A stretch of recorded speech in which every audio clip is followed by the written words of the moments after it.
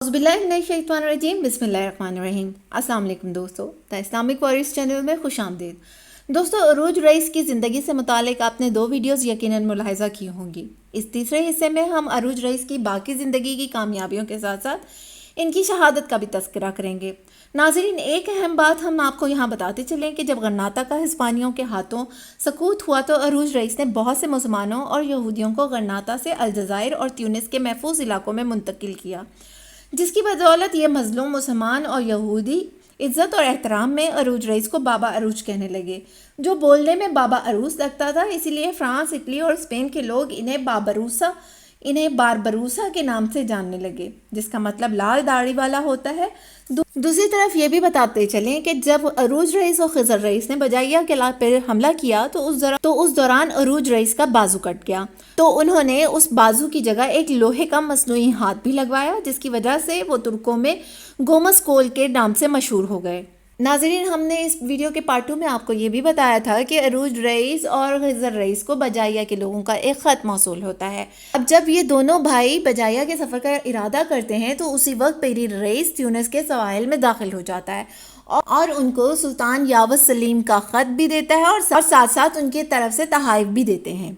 नाज़रीन, इस ख़त में सुल्तान यावस सलीम इन दोनों भाइयों के लिए बहुत सारी दुआएं और इनकी खिदमात की तारीफ़ करते हैं, जिसकी बदौलत ट्यूनिस के सुल्तान उनसे हसद करने लग जाते हैं और अपने दिल में इन दोनों भाइयों के लिए बुग़्ज़ और कीना रखना शुरू हो जाते हैं। बहरहाल अगले दिन खिज़र रईस और अरूज रईस सुल्तान की अता करदा कश्तियों पर सवार होते हैं। इनमें से एक कश्ती 27 नशिस्तों और 16 तोपों पर मुश्तमिल होती है, जबकि वो लोग 12 जहाज़ों के हमरा रवाना हुए और शम्मा से लदी एक कश्ती पर कब्जा किया, जिस पर 25 काफिर सवार थे। इस कश्ती में 40 उनलसी भी कैद थे, जिन्हें इन दोनों भाइयों ने आज़ाद करवाकर दिली मोहम्मद रईस के हमरा एक कश्ती में ट्यूनिस भिजवा दिया।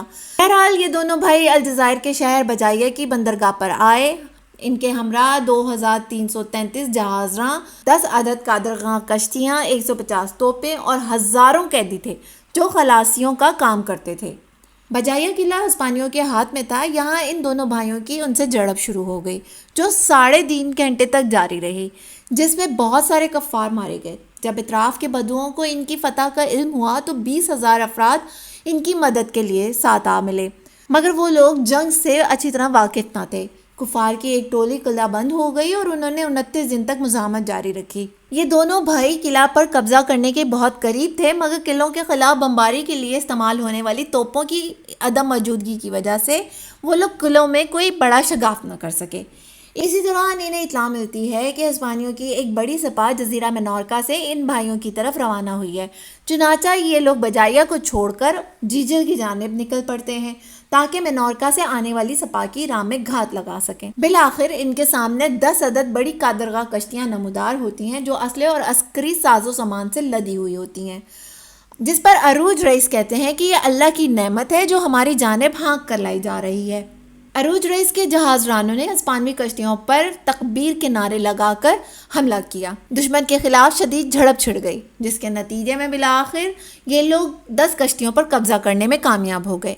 हिस्पानवी सिपाहियों में से 78 सिपाहियों के अलावा कोई भी जिंदा ना बचा, जिन्हें इन्होंने गिरफ्तार करके चप्पू चलाने के लिए कैद कर लिया। अब ये लोग 10 हिस्पानवी कश्तियों पर सलीबी परचम लहराए 500 जहाज़रानों को इसमें छुपने का हुक्म देते हैं और वापस बजाइया का रुख करते हैं। हिस्पानवी कफ़ार बजाइया में किलाबंद मेनोर्का से अपनी मदद के लिए आने वाले जहाज़ों के मुंतज़िर थे। जब उन्होंने दूर से इन जहाज़ों को आते देखा तो वो ये समझे कि इनके दीनी भाई हैं, चुनाचा वो खुशी का इजहार करने लगे। चुनाचा इन कश्तियों के करीब आने पर कुफार ने किला के दरवाजे खोले और अपनी मदद के लिए आने वाली कश्तियों के इस्तकबाल के लिए साहिली महलात पर चढ़ गए और अचानक अरूज रईस और खिज़र रईस ने अपने जहाज़रानों को साहिल की तरफ निकलने का हुक्म दिया और जो ही कुफार ने तकबीर और तहलील के नारे सुने, इनकी सफ़ों में इज़्तिराब पैदा हो गया और वो शिकस्त खोरदा अंदाज में पीठ फेर कर भागे। इस तरह से ये दोनों भाई बजाइया किला फतह करने में कामयाब हुए। इस किला की फतह के बाद तमाम शयूख और हमसाया इलाकों के सरदार बजाइया आए और इनके हाथों पर बैत की। यहाँ से खिज़र रईस और अरूज रईस इन इलाकों के हाकिम भी बन गए। इस हमले में अरूज रईस और खिज़र रईस ने 800 बारूद के ड्रमों के साथ साथ बेशुमार गनाइम हासिल किए। इन्हें ख़ास तौर पर बारूद हासिल करने पर बेपनाह खुशी हुई। کیونکہ ان کے پاس موجود بارود ختم ہونے کے قریب تھا اور سلطان تیونس نے انہیں مزید بارود نہ دیا۔ ہسپانیہ میں کفار تک جب ان کے ہاتھوں قلعہ کی فتح کی خبر پہنچی تو ان پر قیامت ٹوٹ پڑی۔ وہ غم و پریشانی کے سمندر میں ڈوب گئے، جبکہ شاہ اسپین کارلوس نے بجایا کو چھڑوانے اور ترکوں کے ہاتھوں ہسپانوی قیدیوں کو آزاد کروانے کے احکامات بھی جاری کر دیے۔ دوسری جانب اہل جزائر نے دیکھ لیا کہ ترک ہسپانویوں کی کمر توڑنے کی قوت رکھتے ہیں، اس کے ساتھ ساتھ وہ عدل قائم کرتے ہیں اور اللہ سے ڈرتے ہیں۔ جب عروج رئیس جیجل میں مقیم تھے تو الجزائری شہروں سے مختلف وفود ان تک آئے۔ ان میں اہم ترین وفد الجزائر شہر کا وفد تھا، جو ان علاقوں کے لیے مرکز کی حیثیت رکھتا تھا۔ اہل الجزائر ہسپانویوں کے ظلم کی شکایت کرتے اور اپنی آزادی کے لیے ان سے مداخلت کے طلبگار تھے۔ چنانچہ عروج رئیس نے خضر رئیس کو جیجل میں اپنا قائم مقام مقرر کیا اور 500 جہاز رانوں کے ہمراہ الجزائر شہر روانہ ہو گئے۔ عروج رئیس نے الجزائر کا بہت سا حصہ زیر نگین کر لیا تھا، جس کی وجہ سے ساحلی قلعوں میں موجود ہسپانوی اس صورتحال سے شدید اضطراب کا شکار تھے۔ چنانچہ انہوں نے 40 بحری جہاز تیار کیے اور الجزائر کی بندرگاہ کا رخ کیا۔ ان کا مقصد الجزائر شہر کی سب سے بڑی بندرگاہ کو عروج رئیس سے چھیننا تھا۔ چنانچہ عروج رئیس نے یہ رات اللہ رب العزت کی عبادت میں گزاری اور سجدے کی حالت میں گڑ گڑا کر اپنی نصرت و فتح کے لیے دعا مانگی۔ سورج طلوع ہونے پر انہوں نے اپنے تمام جہاز رانوں کو اکٹھا کیا۔ ان کے پاس کافی تعداد میں عرب اور اندلسی مجاہدین تھے، مگر وہ ترکوں کی طرح جنگ کرنا نہ جانتے تھے، بلکہ مشکل صورتحال پیش آنے پر راہ فرار اختیار کر لیتے۔ ان کی تعداد 5 سے 6 ہزار کے درمیان تھی۔ دشمن نے لگ بھگ 10,000 سپاہی صاحب کی جانب اتارے۔ اس کے علاوہ کافی تعداد میں 40 بحری جہازوں پر بھی سپاہ موجود تھے۔ عروج رئیس نے شہر کے برجوں پر اپنے پرچم لہرانے کا حکم دیا اور دشمن کو پیسنے کے لیے ایک مضبوط عسکری دستہ تشکیل دیا۔ جب رات کی تاریکی پھوٹی تو عروج رئیس خفیہ طور پر 3,000 مجاہدین کے ہمراہ الجزائر قلعے کے ایک دروازے سے نکلے اور پہاڑوں کے گرد چکر کاٹ کر ہسپانویوں کے پیچھے آ کر رک گئے۔ یہ شدید طوفان والی سخت رات تھی۔ اللہ رب العزت نے اپنے مجاہدین اولیاء کی مدد میں عجلت کی۔ ہسپانویوں کو 2 مشکلات کا سامنا تھا: طوفان کی ہولناکی اور سخت تاریکی۔ چنانچہ وہ عروج رئیس کی نقل و حرکت کا بالکل بھی اندازہ نہ لگا پائے، جس نے اچانک حملہ کر کے ان پر ناگہانی وار کیا اور ان کا صفایا شروع کر دیا۔ اس دوران شدید طوفان کے ساتھ ساتھ شدید ژالہ باری بھی شروع ہو گئی۔ ہسپانوی ناگہانیت کی ہولناکی کا شکار ہو کر ایک دوسرے کو قتل کرنے لگے۔ تھوڑی ہی دیر میں انہوں نے بحری جہازوں پر موجود تمام سپاہ کو بھی خشکی پر اتار لیا۔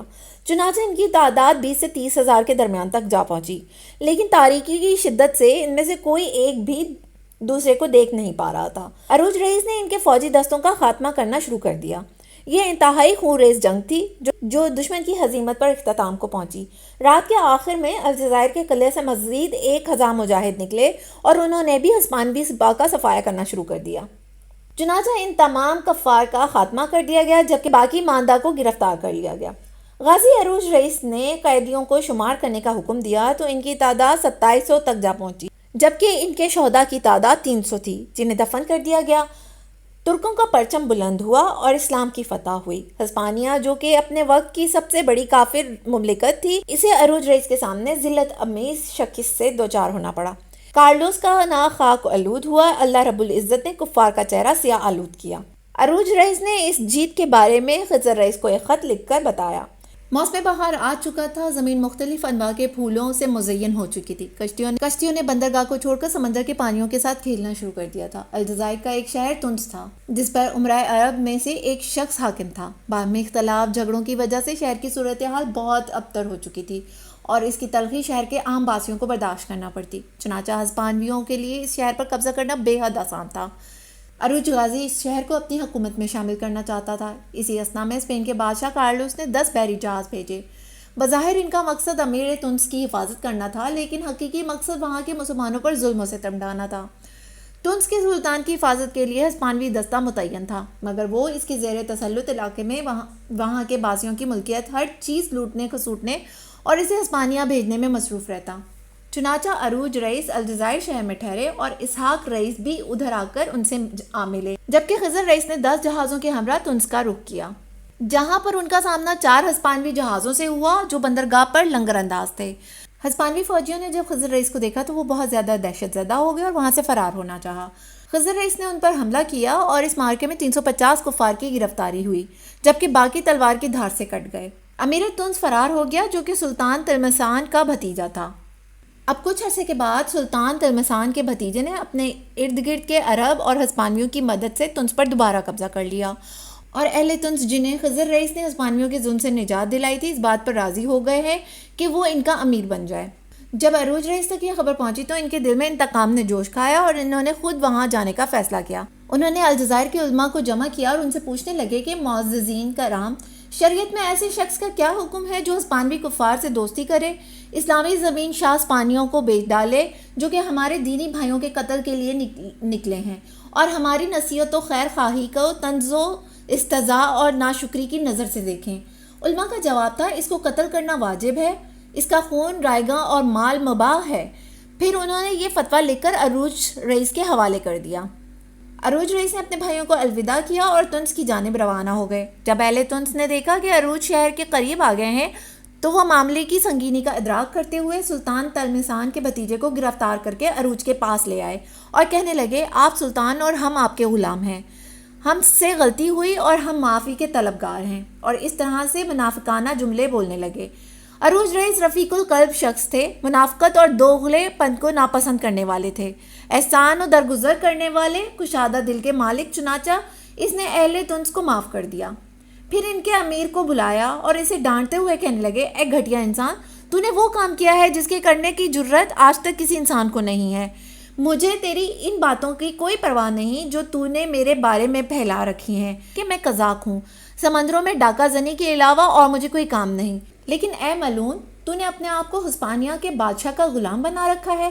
کیا تو نہیں جانتا کہ تیرے بادشاہ نے اندلس میں لاکھوں مسلمانوں کا قتل کیا؟ ہم قزاق نہیں بلکہ مجاہد ہیں اور اللہ کے راستے میں قتل کرتے ہیں، الحمدللہ۔ پھر جلاد کو حکم دیا کہ اس خائن کی گردن مار دی جائے۔ پھر اس کے بعد رؤسائے عرب کو اپنے سامنے پیش ہونے کا حکم دیا اور انہیں کہا کہ تمہیں چاہیے تھا کہ جب یہ تمہارے پاس آیا اس ملعون کی مشقیں کس کر میرے پاس بھیج دیتے، اور مجھے دیکھنے کے بعد جو تم نے جو کچھ بھی کیا اس سے تمہاری ذمہ داری معاف نہیں ہو جاتی۔ کیا تم نے بطور سلطان میری بیعت نہیں کی تھی؟ کیوں تم نے اپنی قسموں کو توڑا؟ پھر ان کی بھی گردنیں کاٹنے کا حکم دیا۔ جب اہل تنس نے دیکھا کہ معاملہ حد درجے سنگین ہے تو ان سب نے عروج رئیس کی دوستی اور امارت کا حلف اٹھایا اور وعدہ کیا کہ وہ اس کے علاوہ کسی سلطان پر راضی نہ ہوں گے۔ عروج رئیس جانتا تھا کہ تلمسان ہی تمام فتنوں کا مرکز ہے۔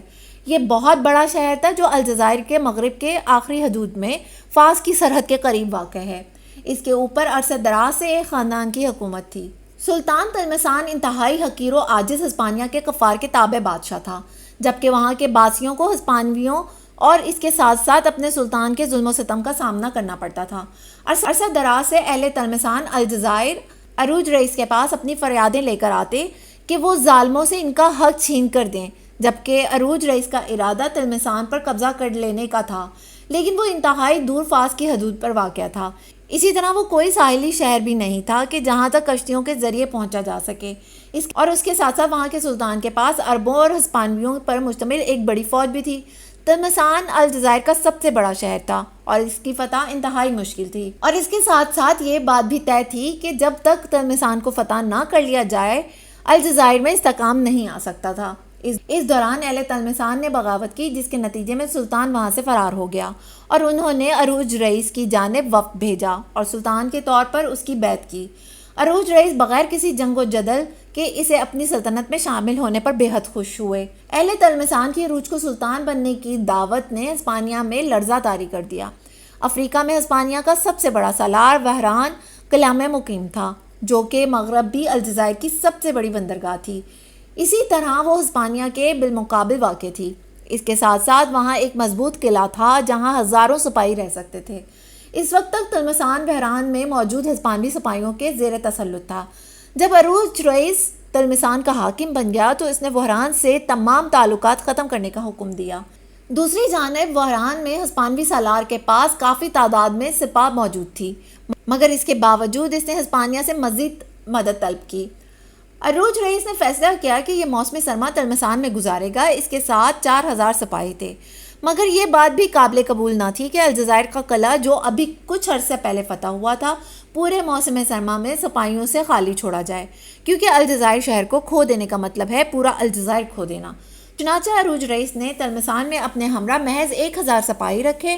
عروج رئیس چاہتے تھے کہ موسم بہار کی آمد پر تلمسان سے واران کا رخ کرے، اور جس وقت وہ اپنی فوج کے ساتھ تلمسان میں تھے، خضر رئیس اس وقت الجزائر میں تھے۔ تلمسان میں عروج رئیس کو محض ہسپانوی خطرے کا ہی سامنا نہ تھا، بلکہ شہر سے مفرور سلطان کا خطرہ بھی درپیش تھا، جس نے اپنے ارد گرد بہت سے اوباش جمع کر لیے تھے جو اس کے پاس لوٹ مار اور نوچ کھسوٹ کے لیے جمع ہوئے تھے، اور پھر وہ ایسے موقع کی تلاش میں رہنے لگے کہ عروج رئیس کا خاتمہ کر سکیں۔ دوسری جانب سلطان تلمسان نے واران میں موجود قابض کافر سالار کو خط لکھ کر اسے عروج رئیس کے مخالف مدد کرنے پر تحریض دلائی اور کہا کہ میں ترک قزاقوں کے ہاتھ لگ گیا ہوں اور اپنے اموال ان سے چھڑوانے کی قوت نہیں رکھتا۔ کہاں ہے تمہارے بادشاہ کی عظمت اور شان و شوکت؟ کیا کوئی سوچ بھی سکتا تھا کہ تم مٹھی بھر قزاقوں کے خوف سے اپنا سر بھی نہیں اٹھا سکو گے؟ واران میں موجود ہسپانوی سالار نے سلطان تلمسان کی جانب 20,000 دینار بھیجے اور اسے آگاہ کیا کہ وہ ایک بڑا لشکر تیار کر رہا ہے۔ یہ بات طے تھی کہ یہ سالار موسم بہار کی آمد پر واران سے ایک بڑا لشکر عرب اور ہسپانوی سپاہ پر مشتمل لے کر عروج کے خلاف جنگ کے لیے نکلیں گے، جبکہ سلطان تلمسان نے بہلا پھسلا اور جھوٹے سچے خواب دکھا کر اپنے گرد 20,000 کے قریب بربر جمع کر لیے۔ پھر واران سے ہسپانوی سالار کی قیادت میں 10,000 افراد پر مشتمل ایک اور لشکر بھی ان سے آ ملا۔ یہ ہسپانوی انتہا درجے کا مغرور اور شیخی خور تھا۔ عروج رئیس نے کھلی فضا میں اس لشکر کا مقابلہ کرنا مناسب نہیں سمجھا، چنانچہ شہر کو خالی کرنے اور قلعہ بند ہونے کا حکم دے دیا۔ کفار تلمسان شہر میں داخل ہوئے اور ایسے مظالم ڈھائے جنہیں عقل تسلیم نہیں کرتی۔ خضر رئیس الجزائر شہر میں ہی تھے۔ انہیں اطلاع مل رہی تھی کہ تلمسان کی صورتحال برابر بگڑتی جا رہی ہے، چنانچہ انہوں نے 2,000 ترک سپاہیوں اور 2,000 عرب سوار اپنے بھائی اسحاق کی قیادت میں دیے اور اسے تاکید کی کہ وہ جلد از جلد عروج رئیس تک پہنچے۔ جب عروج رئیس کو علم ہوا کہ اسحاق رئیس ہسپانیوں کے خلاف جنگ کے لیے ان کی مدد کو نکل کھڑے ہوئے ہیں، تو دونوں سپاہ کو یکجا کرنے کے لیے قلعہ سے نکلے۔ تلمسان شہر سلطان کے ہاتھ میں جا چکا تھا۔ عروج اور اسحاق رئیس کی سپاہ آپس میں مل گئی اور عروج رئیس تلمسان شہر کی واپسی کے لیے سوچنے لگے۔ سلطان تلمسان اس خاندان کا آخری بادشاہ تھا جس نے کئی سو سال تک اس شہر پر حکومت کی، بلکہ بسا اوقات کچھ عرصے کے لیے ان کی حکومت پھیل کر پورے الجزائر پر محیط ہو گئی۔ ان باتوں کے پیش نظر عروج رئیس اس خاندان کو ان کی سلطنت اور تاج سے محروم نہیں کرنا چاہتا تھا، بلکہ وہ محض یہ چاہتے تھے کہ سلطان ہسپانیوں کے ساتھ اتحاد قائم کرنے سے باز رہے اور ان کی سلطنت کا مطیع بن جائے۔ پس اگر وہ دونوں شرائط قبول نہیں کرتا تو عروج رئیس اس کا وجود مٹانے کے لیے مجبور تھے۔ عروج رئیس 2,000 سپاہ کے ساتھ تلمسان لوٹے، جہاں ان کا سامنا 10,000 افراد پر مشتمل ہسپانویوں اور عرب بدوؤں کے لشکر سے ہوا۔ دونوں کے درمیان شدید جنگ چھڑ گئی جو 3.5 گھنٹے تک جاری رہی۔ تلواریں خون سے رنگین ہو گئیں۔ اس خون ریز مارکے کے نتیجے میں زیادہ تر کفار مارے گئے اور محض 300 یا 400 باقی بچے، جنہیں قید کر کے الجزائر لے جایا گیا۔ شاہ ہسپانیہ کارلوس نے وہران میں موجود اپنے گورنر کے نام حکم بھیجا، جس میں اس سے کہا اگر تم اپنا سر سلامت رکھنا چاہتے ہو تو عروج رئیس اور اس کے ساتھ موجود تمام ترکوں کا خاتمہ کر دو۔ عروج رئیس کو زندہ گرفتار کر کے میری جانب بھیجو۔ میں قتل کے ایسے اذیتناک طریقوں سے واقف جو کہ صرف اسے ہی چکھانا چاہتا ہوں۔ اس حکم کی بنیاد پر وہران کا حاکم 30 سے 40 ہزار کے لشکر کے ہمراہ عروج رئیس کی جانب روانہ ہوا۔ ان دونوں کے درمیان 3 ماہ تک شدید جھڑپیں چلتی رہیں، مگر عروج رئیس نے ہتھیار نہ ڈالے۔ چنانچہ گورنر نے اپنے تمام سالاروں کو اکٹھا کیا اور کہا ترک سخت ضدی قوم ہیں اور کبھی بھی ہتھیار ڈالنے پر راضی نہ ہوں گے۔ اگرچہ یہ سب کے سب مارے جائیں، ہم کب تک قلعہ کی دیواروں تلے انتظار کرتے رہیں گے؟ ہم ان کی جانب قاصد بھیج کر انہیں یہ پیشکش کرتے ہیں کہ وہ اپنا اسلحہ ہمراہ لے جائیں اور یہ قلعہ ہمارے لیے چھوڑ دیں۔ یقیناً جب ان کی رسد کے ذخائر ختم ہو جائیں گے تو وہ یہ پیشکش قبول کر لیں گے، جبکہ اگر ان کی رسد ختم نہیں ہوئی تو یہ اس وقت تک ہتھیار نہیں ڈالیں گے جب تک ان کا ایک شخص بھی زندہ باقی۔ اگلی صبح ہسپانوی قاصد عروج کے سامنے پیش کیا گیا۔ اس سے ملاقات کے بعد عروج رئیس نے اپنے ہمراہ موجود سپاہ سے کہا اے بیٹو، اس قاصد کی بات تم لوگوں نے سن لی ہے، تمہاری کیا رائے ہے؟ سپاہیوں نے جواب دیا یقیناً زندگی موت سے بہتر ہے، ہم الجزائر نکل جاتے ہیں اور پھر دوبارہ اس قلعے کو واپس لینے کے لیے لوٹیں گے۔ یہ ہماری رائے ہے، باقی فیصلہ آپ کے اختیار میں ہے، آپ ہم سے زیادہ بہتر سمجھتے ہیں۔ عروج رئیس قلعہ کفار کے حوالے کرنے پر راضی ہو گئے اور کفار کو اس سے بے حد خوشی ہوئی، کیونکہ ان کا مقصد مذاکرات میں طے شدہ باتوں پر عمل کرنا نہیں تھا، بلکہ وہ عروج رئیس اور ان کے ہمراہ موجود ساتھیوں کا قلعہ سے نکلنے پر خاتمہ کرنا چاہتے تھے۔ ان کے دل میں ذرا بھر بھی افائے عہد کی نیت نہ تھی۔ اگر شاہ کارلوس کو علم ہو جاتا کہ انہوں نے ترکوں کو زندہ نکل جانے دیا ہے تو وہ گورنر ووران کا سر قلم کر دیتے۔ عروج رئیس اپنے ساتھ موجود سپاہ کے ساتھ قلعے سے نکلے، جن میں اکثریت یا تو زخمی تھی یا بھوک کی شدت اور طویل عرصے کی مسلسل بیداری کی وجہ سے شدید تھکاوٹ کا شکار تھی۔ ان کے پاس موجود اسلحہ اور ذخیرہ بھی ختم ہو چکا تھا۔ ابھی انہوں نے تھوڑا ہی راستہ طے کیا تھا کہ ہسپانوی فوج کا ایک دستہ جو کہ 15 سے 20 ہزار سپاہیوں پر مشتمل تھا کے سامنے آ گیا۔ اس لشکر کے سالار نے انہیں کہا، اپنا اسلحہ ہمارے حوالے کر دو، کیا تمہارے لیے اتنا ہی کافی نہیں کہ تمہیں زندہ سلامت واپس جانے دیا جا رہا ہے؟ عروج رئیس نے جواب دیا، اسلحہ تمہارے حوالے کرنے سے موت زیادہ افضل ہے، ہم موت سے نہیں ڈرتے۔ انسان ایک بار ہی مرتا ہے لیکن اس کا نام ہمیشہ باقی رہ جاتا ہے۔ اس طرح سے یہ معرکہ شروع ہوا۔